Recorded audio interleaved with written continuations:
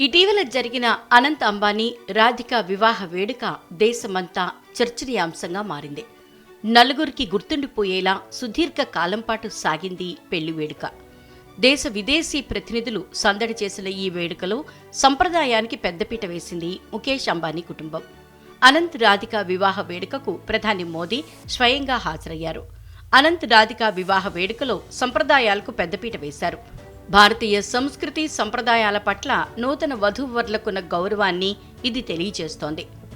భారత సంస్కృతి సంప్రదాయాల్ని అనుసరిస్తూ ఎంతో ఆడంబరంగా నిర్వహించిన ఈ వివాహ వేడుక దేశంతో పాటు యావత్ ప్రపంచం దృష్టిని ఆకర్షించింది. అంబానీ కుటుంబంలో జరిగిన ఈ పెళ్లితో వస్తు సేవలకు గిరాకీ ఏర్పడింది. ఉత్పత్తి, ఉపాధి అవకాశాలు పెరగడంతో పాటు చిన్న తరహా పరిశ్రమలకు ఊతం లభించింది. ఈ వివాహ వేడుకలో అంబానీ కుటుంబం మేక్ ఇన్ ఇండియా స్ఫూర్తిని చాటింది. స్థానిక వ్యాపారులకు మద్దతివ్వడంతో పాటు ఇతర మరిన్ని సంపన్న కుటుంబాలకు స్ఫూర్తిగా నిలిచింది.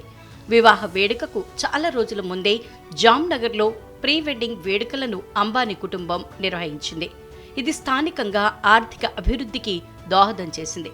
హోటళ్లు, రెస్టారెంట్లు, రవాణా సౌకర్యాలు, దుకాణదారుల ఆదాయంతో పాటు స్థానికంగా ఉపాధి అవకాశాల్ని మెరుగుపరిచింది.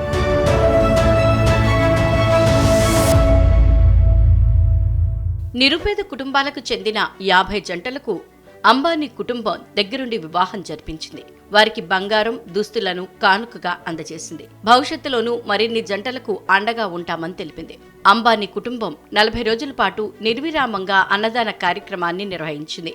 వేలాది మంది ఆకలిని తీర్చింది.